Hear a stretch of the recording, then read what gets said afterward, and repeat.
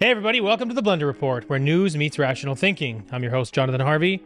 This is your co-host, Liam DeBoer. Liam, what's up, dude? Not much, brother. Today we're going to be chatting about law enforcement crackdowns on peaceful carbon tax protests, premiers appealing for a meeting over the carbon tax, but Trudeau is rejecting their pleas, the World Economic Forum urging global governments to increase censorship in order to make people happy, Trudeau's 6-day Indo-Pacific trip costing taxpayers $2 million, including $200,000 on in-flight catering, a CIA officer admitting to an undercover journalist that they attack political opponents, BC hospital nurses claim that, quote, we've absolutely lost control to drug users, and lastly, Arrive Can contractor GC Strategies found in contempt of Parliament. However, if before we get started, you wouldn't mind leaving us a kind review on Spotify or subscribing to our YouTube channel, wherever you're watching, that would be greatly appreciated. All right, let's get started.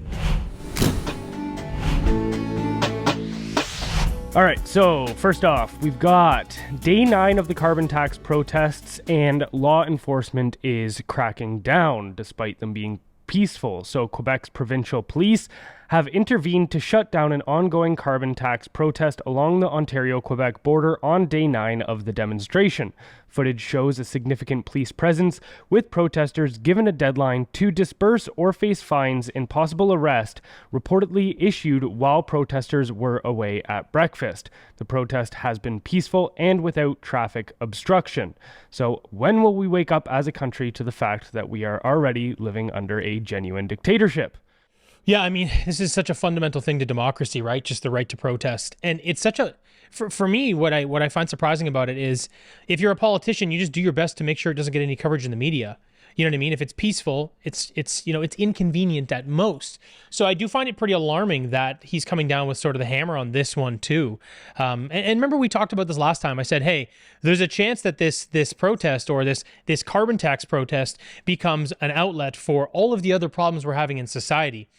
And I think that's maybe why he's doing this, because one of the things that I had read is that they're going to continue protesting despite the arrests or whatever fines they're getting. And this Saturday, actually, in Alberta, they're going to be doing an Axe the Tax slow roll, followed by a Save Canada from Non-Governing NGOs rally, addressing various topics, including the WHO pandemic treaty, digital IDs, and MAID. So these people have, and maybe not these people, but in some way, this protest has become what you and I thought it might, which is an outlet for maybe a much bigger cause or much higher volume of discontent among Canadians. So that must be the reason Trudeau is sort of saying, hey guys, you got to get in there and do something. Yeah, I definitely think it was the straw that broke the camel's back, so to speak. The carbon tax itself isn't detrimental to Canada if it was the only thing that we were facing, but it's because it's on top of all of these other litany of issues, for sure. What I don't get is how people aren't just utterly furious about the hypocritical nature of protests in Canada right now. We see, like, I was joking to you the other day how it was like, oh, I feel right back at home as soon as I got back from Mexico because I could just hear Palestinian chants from my backyard. I literally hear them every single weekend they take over University Street. And like, okay, go ahead, go protest if you guys want to protest. But then the fact that, trust me, the vibes at these carbon tax protests are a lot better than at these Palestinian ones. Actually, even at the recent protest in Toronto here, there was a guy wearing like a mock suicide vest. And then I've walked through the crowds out of curiosity a couple times too, and you see constant slogans like resistance isn't terrorism and all of this kind of stuff, and you go like, okay, so you're justifying, you're just full on Hamas supporters at this point. And hey, if you have a right to say that, I don't think you should be jailed for that.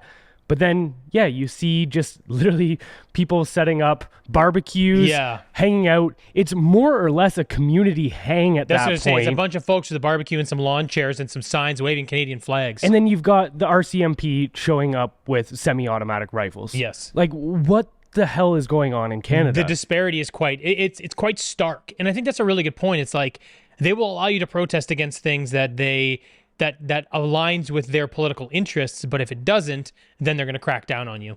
I don't even know if it's that it aligns with their political interests as much as it's like protest anything but us. Well, that's kind of what I mean in a sense, because there is a sentiment on the left right now. There's a group of these people that are very pro-Palestine, right? And some of them are just, hey, pro-peace. That's kind of where I sit on a lot of this. I just don't want anybody fighting and innocent people dying. That's how I feel. But a lot of them are a little more fanatical, let's say, as you described when you walked through the crowd. But that does sort of align with what the Democrats or the liberals are kind of saying these days, or what they're allowing to happen, right? Because if you think about it, that should actually be worse. What is happening in those crowds and that divisiveness and kind of what's happening over in the Middle East, that is more serious and should be worse for the government to have to handle versus a carbon tax. Yeah. It should be. But like you said, it's just that it aligns with, I think, the things that they're allowing their constituents to buy into or believe in, or they also don't want to push back against it, because if those are their constituents and you do, how does that look come election season? Whereas these people that are protesting the carbon tax, in my opinion, they're already anti-Trudeau, 100%. And I think maybe we're saying the same thing. Maybe we're saying the same thing, as long as you're not protesting against us. And I'm saying as long as you're protesting within the confines of, what aligns with their constituents. So I think we're on the same page. Too, you could even take this a step further, actually, and maybe think that, just sitting here off the top of my head, it could actually be beneficial for them, because we know that these politicians, the liberal, like the Trudeau liberals and stuff, they definitely have an agenda at portraying Canada as historically and uniquely evil from these colonizer perspectives and this and that and blah, blah, blah. And then these Palestinian protests very much align with that. They very much align with that. It helps them put a crack in Canada's national identity, essentially, because this is a little sidestep from the carbon tax protest, but it's interesting because I've been thinking about like the psychology of narcissists and stuff before. When you're in a relationship with a narcissist, before they can change you into who they want you to be, they first have to break you down, right? They first have to like make you hate yourself. They say little offside comments about how terrible of a person you are or whatever. They want you to essentially feel like you need to change, and then they can push you in that direction. And I think that's exactly what's happening on a more large social scale here, where it's like before they can change the direction of Canada, make us all come under this new global identity or whatever, it's like they first have to shatter our old one and make us essentially hate ourselves and our former selves. That's a really good point, actually. That actually, when you look at sort of what's happening in Canada at the macro level, especially on the left, that is exactly what's happening. So yeah, it's actually a really good interpretation. Totally agree with you. One other thing I would say though about the RCMP or this was actually Quebec police. The RCMP have been at the rallies. This was the Quebec police that actually did the arrests and issued the fines. In doing what we do, I speak to enough police officers that are actually aligned with the way we think and how we operate. And I guess I would just like to say that like, there are really good people in those organizations that don't want this happening. And they don't agree with how people were behaving at like RCMP or police officers were behaving at the convoy, like the freedom protests rather, or at stuff like this. They don't stand for it and they don't support it. However, the orders are coming from the top down to allow that behavior. So it is not all of them. They're not all bad people. It's just that they are losing a battle of percentages, and they're losing the battle of I have to listen to my commander. But there are still some really good people in there that don't want anything to do with this. I'm not necessarily justifying it, but I think it's important to understand that there's still some good in there, For sure. You're not against them. We're not against those people. I think there's definitely well-intentioned individuals in any environment. Like I'm sure even, we can sit here and say one of the most evil industries on the planet is definitely the pharmaceutical industries. But then you also look at that and you go, I'm sure there is definitely people within that system that went in there with good intentions. Yeah.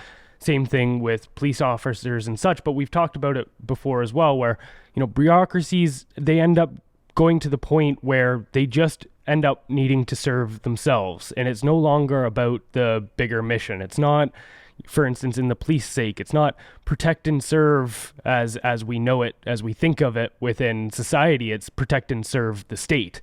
And so all I would say to, and it's great that there's level-headed cops out there that see issues with these things. And definitely, we had somebody reach out to us last week, and that's awesome. It's great to hear those perspectives as well. It's not up for me to decide where it is, but I think every single person in law enforcement right now has to give themselves a clear and defined line that they won't cross. I agree.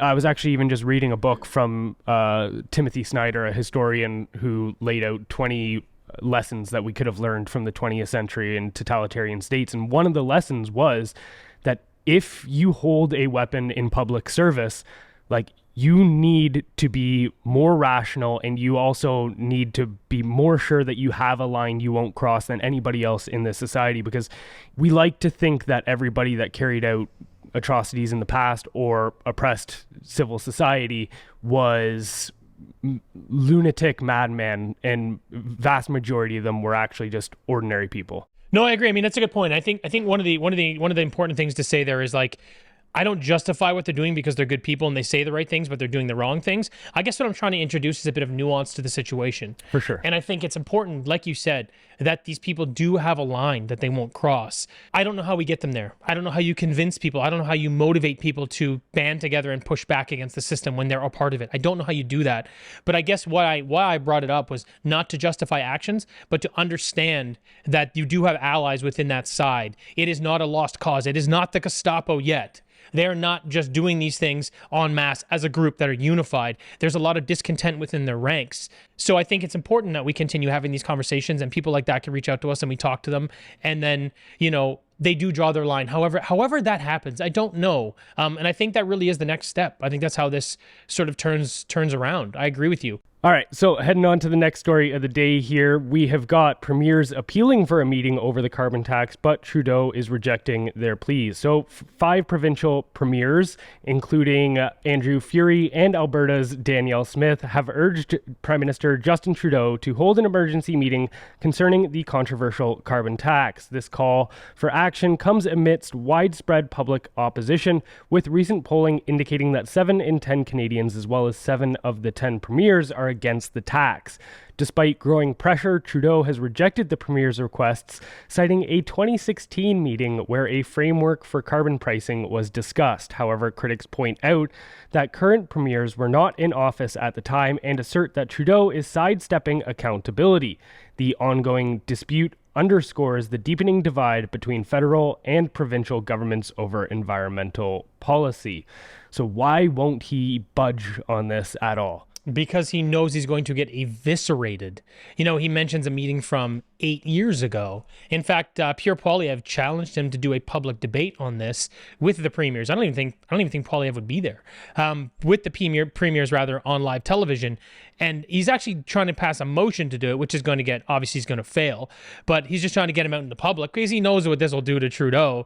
But I mean, it's kind of ironic how Trudeau has the nerve to challenge premiers for alternative solutions, yet when they propose a meeting, he backs out, right? It's very Trudeau. It's very like, hey, look, I'm not going to put myself in a vulnerable position. That's obvious. And when you have to point to a meeting from nearly a decade ago to say, I did talk to some people about it, you know that your ideas won't stand. If you've got good ideas that are progressive and helping society, you can debate them. You can argue with someone because you're going to go, you know what, my ideas will stand. They will stand this test. Let's go. Let's have a conversation. He won't do any of that. You know what I mean? He only walks into places where he knows exactly what the script is going to be, and he continues supporting himself through these outlets. So look, we know 7 out of 10 Canadians, like I said, a lot of the other ones that are supporting it, I imagine, don't fully understand the tax, don't want this. It's hurting Canadians. There's no reason for this, except politicians can't backpedal. That's how you lose too many points, especially going into an election. What's he going to do? So he's not going to have any of these meetings with anybody. He's just going to continue rambling on that it's such a great thing for Canadians and we're leading the way in the environment and blah, blah, blah, blah, blah.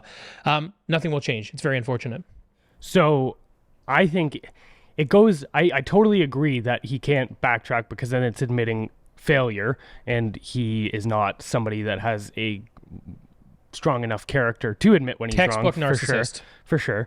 But I think it goes deeper as well, and it actually goes back to the Freedom Convoy and why he was not willing to negotiate with them at all, which is both of these things are pivotal for this Agenda 2030 that he's trying to impose, right? We've seen how on the UNESCO website they talk about using the carbon tax funds in order to fund a universal basic income. Yep. And then on the other side as well, when it came to the Freedom Convoy, one of the aspects that they said that they were protesting was that they wanted the ArriveCan app shut down because they saw it as dangerous. And we know that the ArriveCan app is essentially the framework, the foundation that they could build a digital ID upon. And that's exactly how China did it as well, actually, was their digital ID program right now was the QR code program they used for COVID. And so both of these things, I think it's more than just, oh, I don't want to be seen as wrong. It's that both of these things are actually fundamental to the agenda that they're trying to implement. And so if they get rid of these, it's not even just appeasing people that don't like them.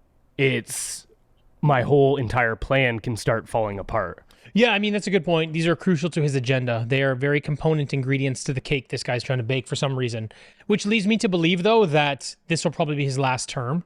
When you say stuff like that, like, because if this isn't just about being wrong, which I agree with your point, it's to push an agenda, but to do it, you need to ruffle these feathers, obviously, whether it's through the carbon tax or digital IDs or universal basic income. Anything that he's introducing is going to be detrimental to the country. So he's going to have to eventually sort of fall on that sword. The interesting thing, though, with this guy is because he is such a narcissist, he's a wild card, right? Where you may have a mission or an agenda, but you always know that guy will just go rampant to do his own thing. You can't really depend on him. It's like I say, you can't really argue with someone who's crazy, right? Because you don't know which direction they're going to go. They might just pull out a fucking knife. So he to me is kind of the political equivalent, where he may be told you've got to do X, Y, and Z to get to these places. But if he takes enough of a hit to his ego and he's going to lose power, and he doesn't see maybe the pot of gold at the end of the rainbow, whatever that carrot is for him, he may go rogue. So you never know. I mean, it'd be interesting to see how this plays out. I would actually love to just see him become unraveled like Hitler in his bunker when Berlin was falling. Like, oh my God, that would be amazing. Well, I think he'd go about it a different way, but yes. For sure. But just the pure panic and the just acceptance of the world crumbling in on him and knowing that there's nothing he can do, that would be seeing how he would handle that would be pretty glorious. Well, I think it would be good for Canadians, actually, if you think about it, because if he's already losing power and people are going to vote for the guy, but his mission right now is to sort of implement, let's call it a darker agenda. I don't know what else you'd say it is, but it does make sense when you kind of look at these things, because if your interest was to help Canadians, you drop the carbon tax. If your interest was to help Canadians, you wouldn't do digital IDs. If your interest was to help the Canadian economy in the long run, you wouldn't even consider a universal basic income. So when you think about that, you're like, oh, okay, so this isn't for us. This is for whoever else is kind of pulling the strings. We don't know who those people are. We can't really point to them, but I'm of the assumption based on the actions that they exist, right? So if this guy's doing that, and we know that he's moving in that direction, and he is going to be the fall boy eventually, and maybe fall boy just means you don't get elected and whatever. If his ego is big enough that he gets in his own way and stops that, it would be very beneficial for Canadians. I don't know how it would shake out, but we would be on the winning side of that, because it would either be exposure or the plan would unravel in some fashion, right? For sure. Did you see him in a interview or a talk that he was giving in Calgary say the quiet part out loud about all this, though? No, what'd he say? Here, I'll play it for you. There are so many exciting opportunities for people who are thinking about the future. And I think that the federal government's role is in part to encourage people and incentivize people to think about the future, and yes, make it more expensive for people who don't want to think about the future and don't want to prepare for the future today. So what he's really saying there is, if you unpack it, is it's my job to reward people who think like me and think my thoughts, and it's my job to make life more expensive for people who disagree with me, because we just disagree on what the future should look like. It's not that I'm not thinking about the future, it's that I have a completely different picture about what a good future looks like. Now, let's have a conversation about that. That's pretty stark, eh? It's like we're going to penalize the opposition. Yeah. It's interesting, though, because you think about the political divide these days, and you consider how messy it is and how everyone is really involved in some way. And what I sort of equate that to is, well, everything's become politicized. So in the past, and this is cyclical, but in the past, you'd have a prime minister or a president in power, and they would still have the same power, but they would only impact 20, 30% of your lives. So you didn't really feel it. You're like, I pay a little more taxes, I don't pay a little more taxes, not a big deal. But now they've infiltrated everything. So it is really important who's in power right now, based on where we are in that cycle, right? So Trudeau, by saying something like this, he's just adding more fuel to the fire. He's saying, not only do we infiltrate. Not only have we infiltrated everything that you will see and do in everyday lives in your future, we're going to incentivize you to agree with us, and we're going to penalize the opposition. Well, now it's even more important that this guy's out of power. But for people that see it his way, well, now it's even more important that he is in power, and now that divide just continues to go up. That is wild. Yeah, and in that same interview, he went on to paint himself as analogous to Wayne Gretzky. Oh, he was come like, on. He was like, you know, The great one. What a douche. Exactly. A good hockey player, like, you know, an old Edmonton Oiler once said, knows where the puck is going to be. He doesn't play where the puck is. And then he tried to liken that to his entire policies around climate change and all this kind of stuff. Is I see where the puck is going. I've got this one of a kind vision, this IQ that can see the lay of the land. Yeah, you're and so how much better than all of us, douchebag. Yeah. Fuck. Yeah. And, you know, I just like to remind, like, my concept of totalitarianism is when psychopathic narcissists take over every single institution and weaponize them against the citizens. That's totalitarianism, and that's what we've got. When you look at people like Trudeau or Freeland or any of these ministers, like, my God, you listen to these ministers talk for 10 minutes and you're like, you are actually, like, are you mentally okay? like they're so disconnected. Like, yeah. Christina Gould and stuff. Yeah. Or then you listen to the something Angus, what was his? He was the NDP about the jailing people for Charlie Angus or something. Charlie Angus. Yeah, that guy's a whack job. You listen to these people. The fact that he's not running again, I was like, oh, thank God. Yeah, this guy's a dangerous human being. You listen to these people and you're like, these guys are legitimately unhinged. Well, it's, you know what, something I was talking to my dad about the other day. These people they just live outside reality because they have everything they need. So they enforce these policies and have no idea how they're actually going to affect their constituents. It is just insane. Yeah. But you know what? Actually, something popped up the other day. I don't know if you saw this. Chrystia Freeland is, from what I understand, going to be running for as the next leader of the Liberal Party. Yeah. Honestly, she is more dangerous than Trudeau. I think she might be one of the few people that is more hated than Trudeau too. Like, how is that going to be the Liberals Party's turnaround? I have no idea. I mean, they got him elected 3 times, so I don't even know, That's man. true. I mean, there's always a chance, but she, like, look, I'll have to do more digging here. But this woman is crazy, and she will cause a lot of damage to this country. She is on a whole other level of ego. All right, so moving on to the third story for the day, we've got the World Economic Forum urging global governments to increase censorship to make people happy. The World Economic Forum has put forward a rather extreme suggestion regarding the happiness of young people, ramping up online censorship. In their recent report on declining happiness levels among youth, they advocated for stricter content regulations and policies aimed at limiting negativity and misinformation on the internet. So isn't it ironic that just a couple months ago at the World Economic Forum annual summit in Davos, they listed quote-unquote misinformation as the #1 threat, and now global governments such as Brazil, Canada, Scotland, UK, and so on have rolled out some of the harshest censorship laws the West has ever seen. Yeah, I mean, it's pretty wild when you see them saying these things, and then you see it implemented nationally across the world. And I think it's a red flag people need to be able to identify, to be like, hey, look, these leaders are going to these summits, right? Whether it's the UN or the WEF, and they're passing these ideas around, like, hey, we're going to do this, and then they go and they implement these things in lockstep around the world. None of these are for our own good. You know, the reality is you're not going to be able to make people happy by stopping them from saying the things they want to say. That is preposterous. That is absolutely insane. It's already hard enough to be a kid, let alone telling people you can't have your own thoughts. And that's kind of where this goes. I mean, look, if you want to empower young people, you need to foster critical thinking. You need to teach them media literacy. You need to explain things to these kids so that they understand the world a little better. And that's just not for kids. That's for people like you and I too. That's for the rest of the world. You need to fix economic inequality. That is probably the #1 point of stress for people in the world. I'd actually be willing to bet by a landslide, having enough money. Economic inequality is probably the #1 problem worldwide. That is what makes people unhappy. And people are like, oh, you don't need things to be happy. No, but you need to be able to put a roof over your head. You need to know where your next meal is coming from to actually be happy or be able to self-actualize or get anything out of life other than just survival. And looking at where our country's taking us right now, they're going in the exact opposite direction. And then their solution is, well, we're going to make you happy by just feeding you the right information. Come on, guys, give me a break. I actually think a large part of depression and anxiety and just general mental unwellness is when your mental map, what you think of as how things operate doesn't align with reality. And those two things just don't overlap. And so the idea that censorship will boost happiness, to me, just seems like the exact opposite. Because the less information you give people, the less accurate understanding they have of the world that is going on around them, the more likely they are to feel extremely anxious and like the world is complete chaos and like they have no control over their lives or don't even know where to start directing the little control that they have. This goes to something I was even saying to you the other day. We were having a conversation about it. Was people will often ask me, like, how do I pay attention to this stuff all the time? And I think I do have some sort of thing that just allows me to say, look at the really dark aspects of humanity and seem relatively unfazed by it.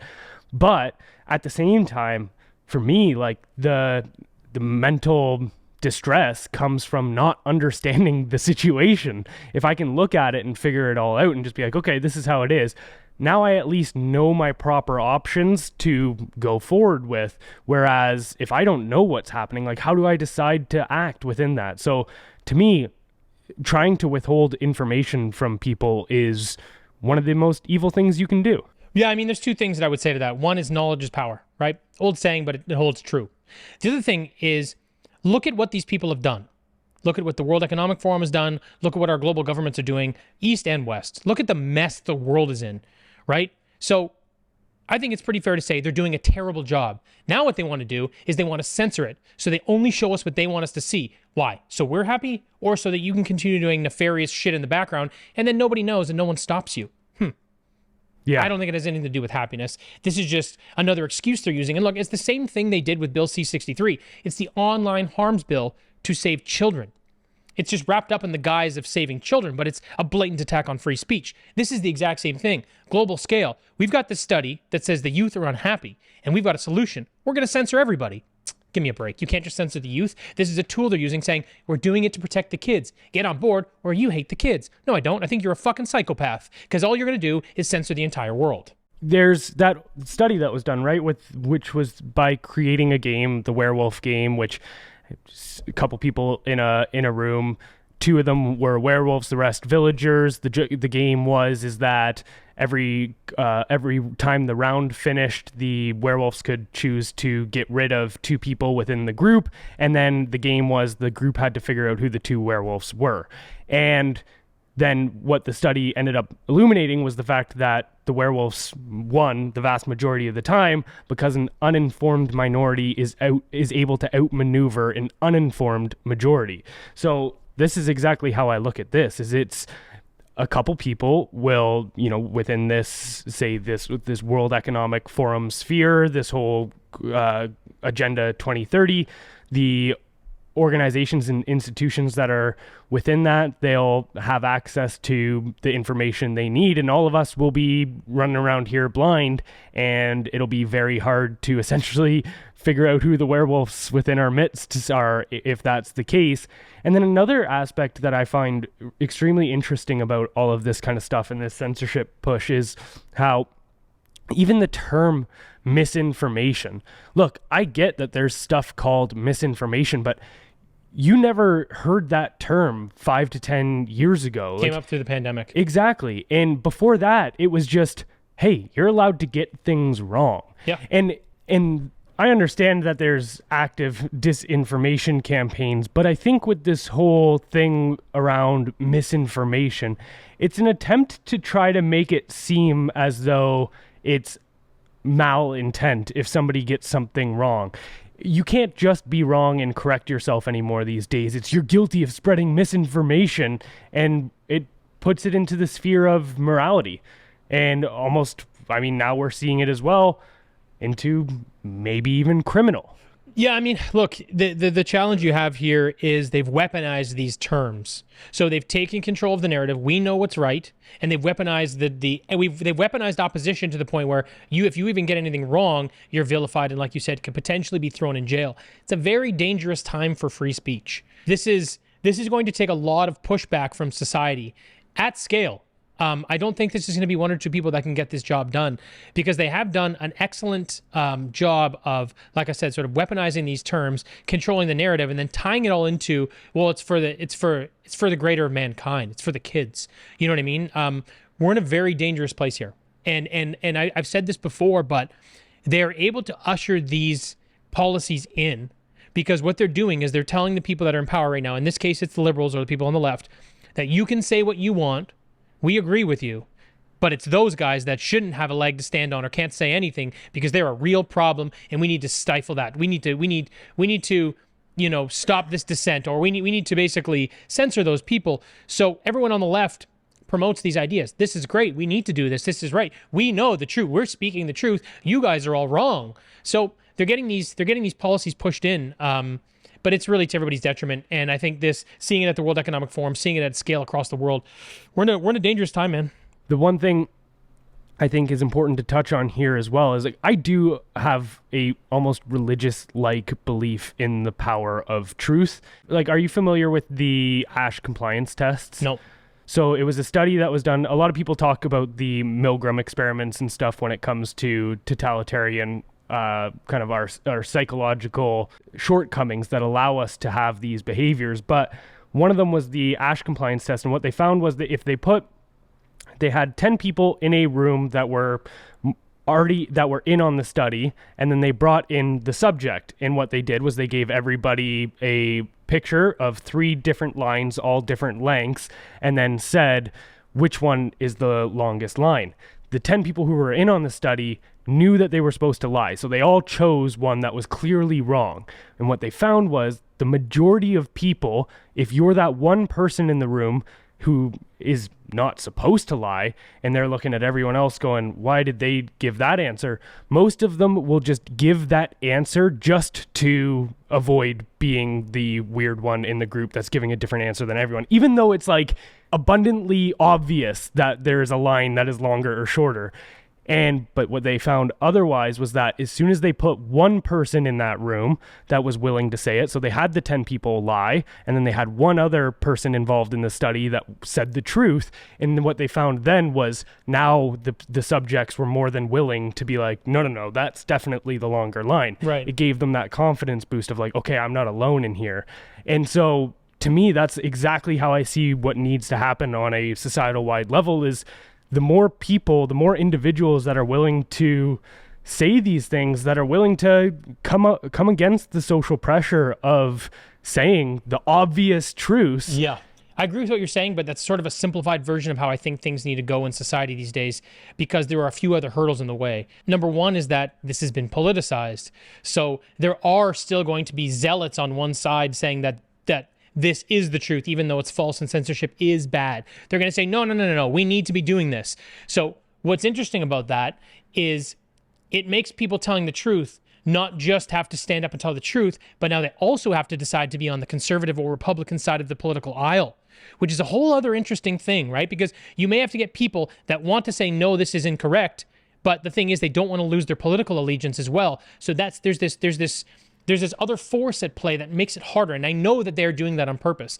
The other side of this too is, or what I guess I could say is, in addition to that, we know that this is an effective model and that politics do stop people from telling the truth, because look at what happened during the pandemic.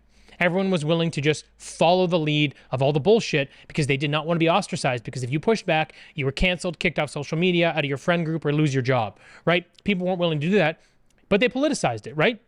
If you remember, it was the Republicans or the conservatives that were saying, we don't need these masks anymore, we don't need lockdowns, what the hell is all this junk science you're using? But if you were on the left, it was all the stuff that they were saying, all the lockdowns, all the masks, all of the mandates, everything like that, that was all supported there, right? So when you take that and go, well, it's just a matter of spreading the truth because more people will lock onto it. Yes, that is true, but it is a much bigger battle because we also have to consider the political allegiances that people have and what it means if you're going to speak the truth these days, and what that means and how you then have to identify. So it becomes a bigger problem. For sure. And even in past revolutions, with Mao's revolution in China, what it took to get you labeled a rightist was almost laughable. So if you didn't give up your pots and pans, if you think that you had any entitlement to the property within your house, that would get you labeled a conservative rightist. If you believed in the theory of revolution or any scientific facts that came out of the Western world, if you believed in any of that, you were a conservative rightist. Right. And they weaponized these things too, like being labeled a rightist in that society often led to persecution, imprisonment, even execution. And so that's one of the craziest things in regard to this as well. Like as soon as you say anything that is contrary to that the narrative, you become a rightist. So but they're using the exact same tools. I'm looking through the news every single day. Anytime there's another government, he's a populist, rightist, blah, blah, blah, all through Europe, just because they want to change governments. In Canada, if you say anything against the narrative, or in America, it's alt-right. You're insane. It's all right wing. It's like, that's not even a political thing to say. But that's what they do. So they are weaponizing the term as well. So basically what they're doing is saying, if you go against what we tell you, the narrative, if you say that line is longer, we're going to label you a rightist. Yeah. And we've already said that if you do anything wrong in society, what we do in the media is we weaponize your viewpoint by saying you're a conservative alt-right XYZ, right? So they're already doing it, which makes it a lot harder, because this doesn't just become about identifying truth. It does become, in a sense, about having courage. Yeah, oh yeah. And that becomes challenging, because not only does it mean having courage, like you said, you could be ostracized, you could be jailed, you could be killed. There's obviously that's extreme, and that was happening over there and not here. But you see how that people start processing that and go, you know what, this line's shorter. I don't give a fuck. Yeah, that's the long one. Cool, let's go, man. Oh, I just 100%. want to get on with my life. I can totally understand why people are hesitant to do that. The only thing is that some of us have to be willing to face the consequences in order to make sure that millions of us don't. And we are. You and I are. Obviously, we are willing to do that. So, and I think that is significant. However, I just want to explain to people that this isn't just about sharing information. Yeah. This is a much bigger step to get people on board with sort of seeing the truth and pushing back against this machine. That's kind of what I'm identifying. This is not an easy battle to win. All right, so the fourth story of the day is Trudeau's 6-day Indo-Pacific trip cost taxpayers $2 million, including $200,000 on in-flight catering. Prime Minister Justin Trudeau's 6-day trip to the Indo-Pacific region in September, accompanied by his son and 51 others, cost taxpayers nearly $2 million. This included $190,000 on in-flight catering, $643,000 for aircraft handling and fuel fees, $422,000 for lodging, $129,000 for ground transportation, and $427,000 for RCMP security costs. The purpose was to address global crises like inflation, food, and energy insecurity. So why can't we have leaders like Milei, who flies in economy class on his own dime to international summits? And I feel like this is part of the reason we can't have nice things. Yeah, we just can't have nice things. It's just so obvious that Canada is becoming a political oligarchy, or it already is, right? You have this small subset of people that can have whatever they want, use taxpayer money to go travel around the world, spend it any way they like, and have no accountability. You know, $200,000 on catering for the in-flight catering, right? That's 2.5 times the average Canadian household income. Like, that's why, how disconnected are you with reality that you think that's okay? And he justifies it because it's for a greater good, because he's saving Canadians and making this country so great. What an absolute mess. It just rings so much of Orwell's Animal Farm, when the pigs on the farm, after they take over the farm, they start hoarding all of the good resources for themselves and such, and all the rest of the animals are forced to eat the slop and sloppy seconds, essentially, while they have the cream of the crop. And at one point, whenever all the animals start pushing back, you just know this is their exact mindset too, where the propaganda pig for the regime says, "Comrades, you do not imagine, I hope, that we pigs are doing this in a spirit of selfishness and privilege. Many of us actually dislike milk and apples. I dislike them myself. Our sole object in taking these things is to preserve our health. Milk and apples, this has been proven by science, comrades, contain substances absolutely necessary to the well-being of a pig, and we pigs are brain workers. The whole management and organization of this farm depends on us."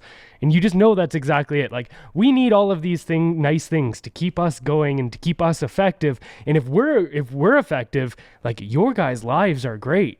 Yeah, except if we don't keep paying them, we go to jail. Yeah. What yeah. a system you have in place. How did we get here? Is the challenge that I have today, because you and I fell into the system. This political system was already a runaway train by the time you and I were even born, right? But it is pretty interesting that they've built this system that completely protects them from everything, and there's no accountability to them whatsoever. They can do whatever they like once they're in power, and there's nothing to stop them. And somehow, for some reason, society has not said, hey, wait a minute. We need to rework this thing. This is a nightmare. This needs to fall. We need to rebuild in a way that is more beneficial to society, because government, the intention of government should be to make society better and to help us, not be its biggest burden. Yeah. And there's this book written by a psychiatrist who lived in Eastern Europe and actually lived both under the tyranny of the Soviets and the Nazis. And one of the things that he brought to light throughout that book was how we like to think that it's the power of government itself that corrupts people, right? It's that old saying of absolute power corrupts absolutely. Yep. I don't believe that to be the case. I think certain people do actually have enough character to withhold great amounts of power. It's kind of like the Frodo in the Ring. It's like he was so innocent and pure and essentially had a strong character that the ring wasn't able to corrupt him. It tried at points, but he was able to not to. But what that ring does, that absolute power, centralization of power, essentially, government, what it does is it acts as like a magnet to psychopathic, power-hungry people. Yes. It's because of this institution is so powerful, crazy people go running towards it because they want to wield it, whereas it's not the thing itself that corrupts people. It acts more like a magnet than a corruptor. Yeah, that's interesting, because it's like there's such a small subset of people that are politicians, and I don't think they're all power-hungry maniacs. I think some people want to do just good. like 95% of them. Yeah, it's like most of them.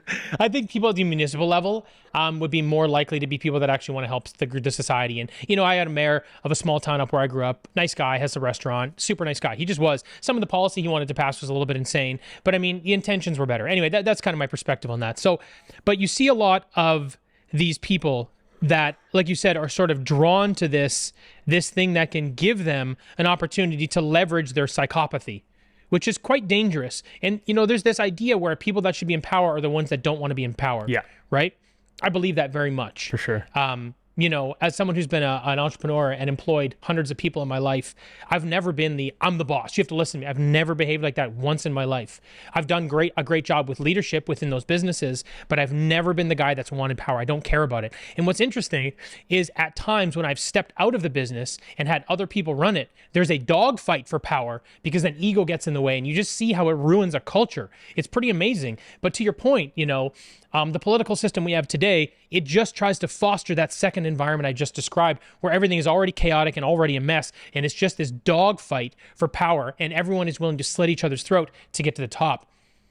Man, and those are the people running the world. And yeah, that's a great distinction to make between, say, leaders and tyrants. Tyrants are people that set rules. They don't care if they follow them, but they will punish anybody who doesn't. And a leader is somebody that says, look, I am going to do things in a way that should make it self-evident that the way I do things is the right way. And I think by leading by example, everybody else will follow along. I can't remember which philosopher it was, but somebody said, like, don't espouse your philosophy, embody it. Yes. And it's like, yeah, don't go around telling people how you should, if your philosophy is worth anything, it should be self-evident to everybody around you.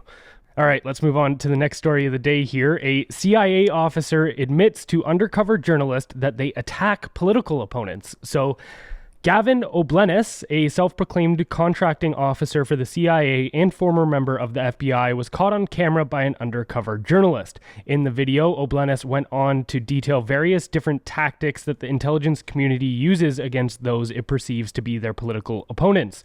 Quote, "You can kind of put anyone in jail if you know what to do. You set them up," he remarked to the undercover journalist.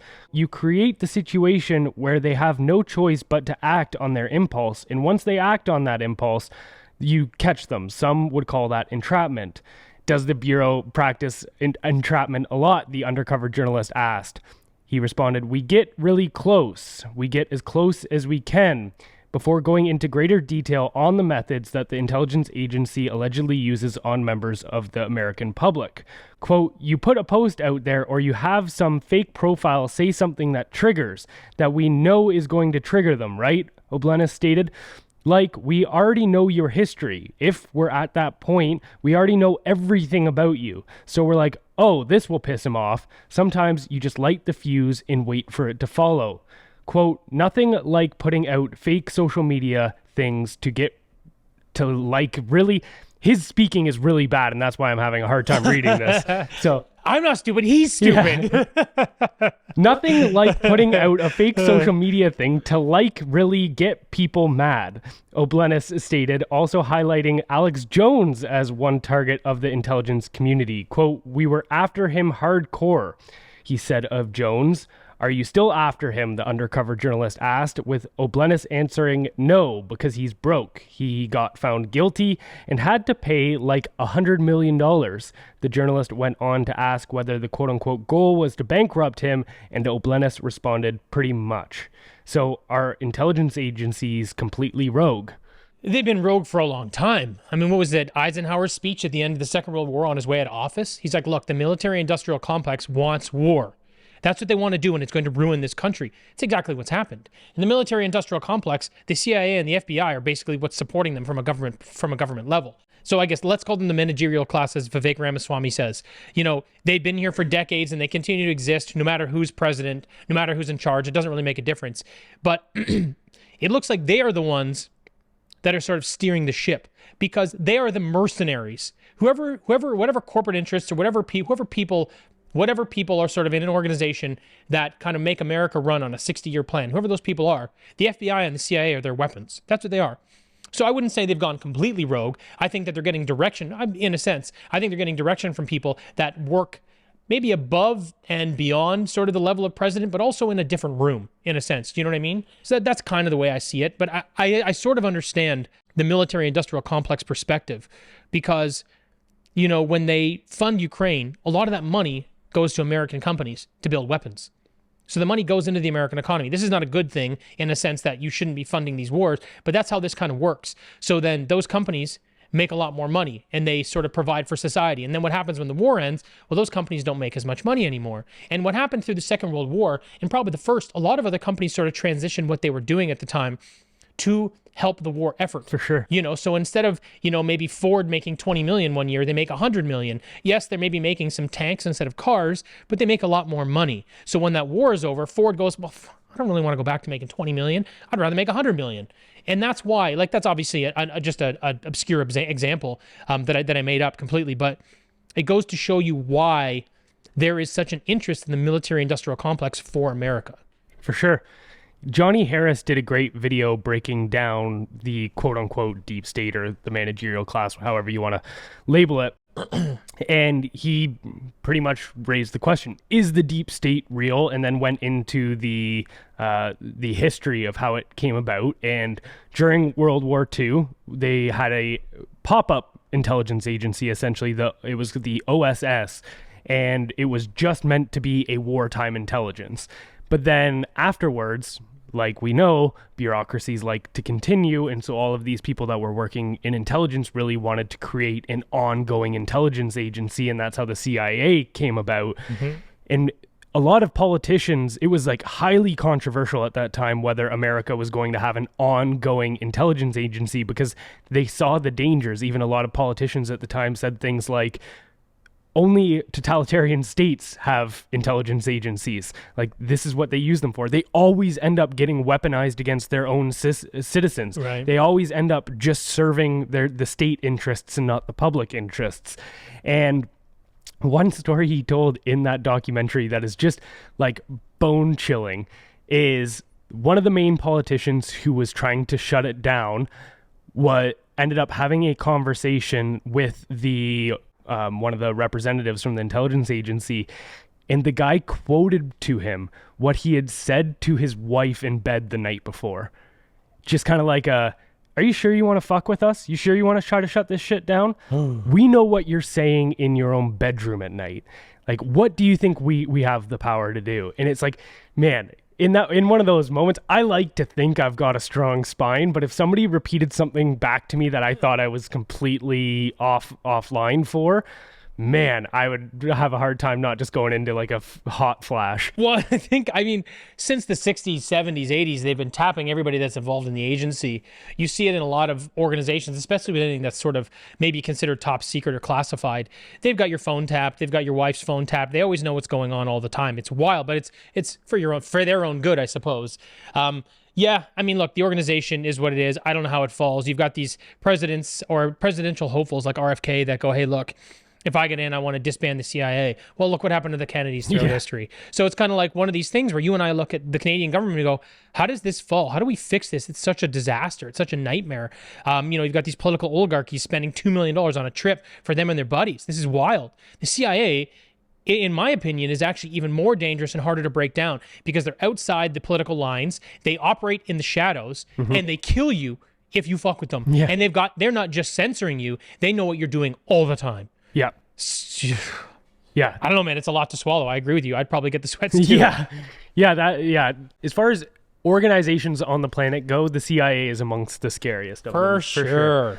Yeah, but all right, moving on here to our next story. We've got BC hospital nurses claiming that we've absolutely lost control to drug users. So according to nurses, drug use, weapons, and violence are widespread in hospitals in British Columbia, causing concerns for both patients and frontline health workers. Despite recent stories highlighting these issues, the provincial government is downplaying or denying the problem's existence.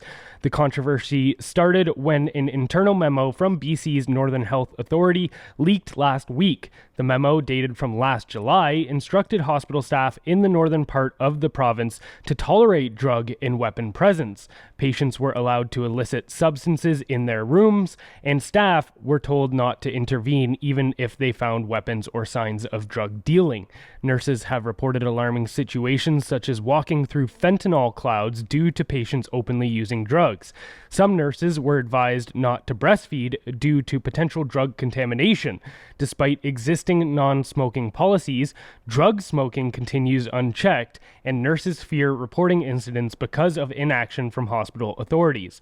One nurse described her hospital as quote-unquote a glorified homeless unit where drug addict patients openly use drugs and dealers operate in plain sight. The unsafe environment has led some nurses to leave their jobs or take leaves of absence. Younger nurses are reconsidering their careers due to the level of abuse tolerated in hospitals. This crisis has led to a loss of healthcare professionals and criticism of the government's handling of the situation. So isn't a government led by actually insane people having a monopoly on healthcare great? I mean, there's so many holes in our healthcare system. While this is a bad thing right now, it might actually go to serve a better purpose down the line. The reason I say that is because Canada's got this one thing. They stand on a hill and say, hey, we've got free healthcare. It's the greatest in the world. Well, recently we found out that it was actually 10th on a list of 10. That's how bad it was. And now we're seeing things like this. And what's interesting is that, the crisis in hospitals described in that article, it doesn't just have implications on those people that are in BC hospitals and those nurses. It kind of has implications on the healthcare system as a whole, right? I mean, it not only puts patients and healthcare workers at risk, but also it undermines public trust in the healthcare system's ability to provide, sort of safe and effective care. So for me, while this is dangerous and while they have definitely created a Wild West environment where public workers are either afraid to intervene or told they have to support it, it may actually go to serve it may be a valuable service down the line because it may actually force change, radical change. I hope that it does. I mean, I say these things and I know how the world works, so maybe not, but you see stuff like this and it's, how does a government that uses healthcare as their primary hill to stand on, how do you continue if it's falling apart? And these are the types of things that not only show that it's falling apart, but it's kind of like it pokes this big hole in the boat and it starts sinking when you see stuff like this happen. So it's horrible and they need to cut these programs, but it looks like their dogmatic approach to these policies is not going to change anytime soon. So I guess if it's going to go down, hopefully it takes the whole ship down with it. Yeah. What could go wrong? We're going to offer free drugs to people and we're going to not prosecute anybody for doing anything illegal. And then also we're going to just turn a blind eye to when that inevitably causes crime and more than undesirable circumstances. We're just gonna turn our eyes. But hey, it's all compassionate and tolerant, right? This is what compassion looks like, is allowing people to use drugs wherever they see fit. Yeah, And yeah. it's just so hilarious to imagine some guy getting beaked at for, say, smoking too close to the hospital entrance door, but then there's a guy inside the hospital smoking fentanyl. It's interesting, right? There was everybody screaming from the top of their lungs they need safe supply to save lives. In Oregon, they recently flipped the policy they had in place that decriminalized drugs because drug overdoses increased by 50%. Like, it's the same thing we saw in like one of the Scandinavian countries, and we also saw in the UK when they implemented these programs. They fail miserably and more people die. It's exactly what's happening now, except now it's infiltrated hospitals. Now they can't even provide care for people. It's just, you know what? It's an egg on the face situation. But obviously we need more of these things, undeniable problems that the government can't say these things aren't happening or it's not an issue, that will maybe promote change. I mean, I guess I'm trying to see the silver lining. Yeah, 100%. Yeah, hopefully it's...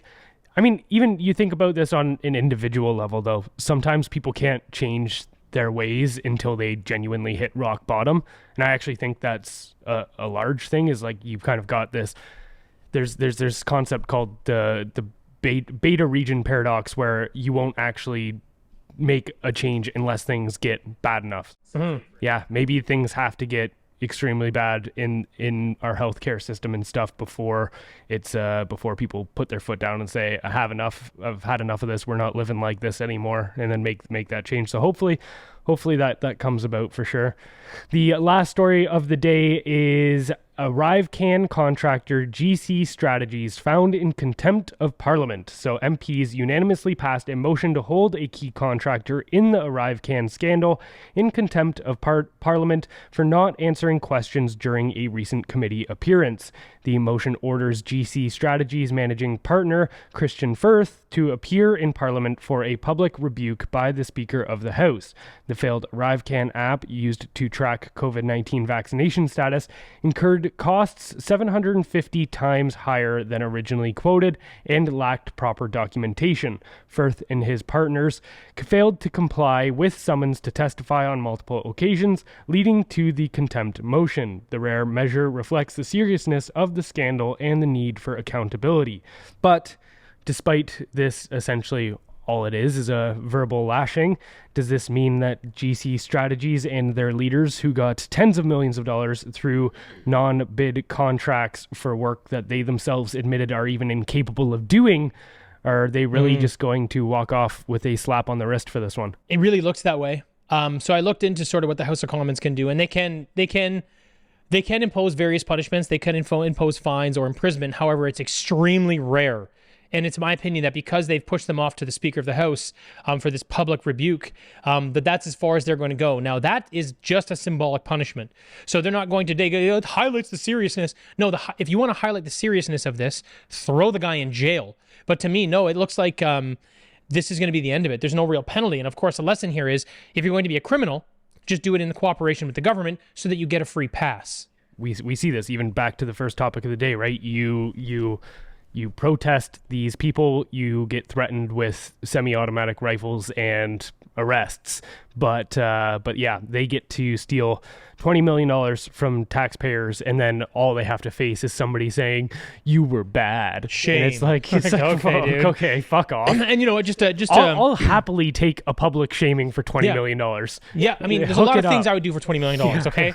That's low on the list. Yeah. Look, one thing I would like to highlight, though, is that these guys have been awarded actually about $250 million in government contracts, many of which were no-bid contracts. They were just handed this money. So they've stolen not just $20 million on this project, they've stolen nearly $250 million. And it's all been through the Trudeau regime. And, you know, it's funny, I think you mentioned this to me, that they were one of the fastest growing companies in Canada in like 2018 or something like that. This is just such blatant corruption, and there's no recourse. This system is so broken. 100%. All right, anything else you wanted to add before we get out of here, brother? Nope, that's everything for today. All right, don't forget to head over to our website, blendernews.com, to sign up for our newsletter, which goes out 6 days a week. That's blendernews.com, BLENDR news.com, and we'll catch you next time. Bye, everybody.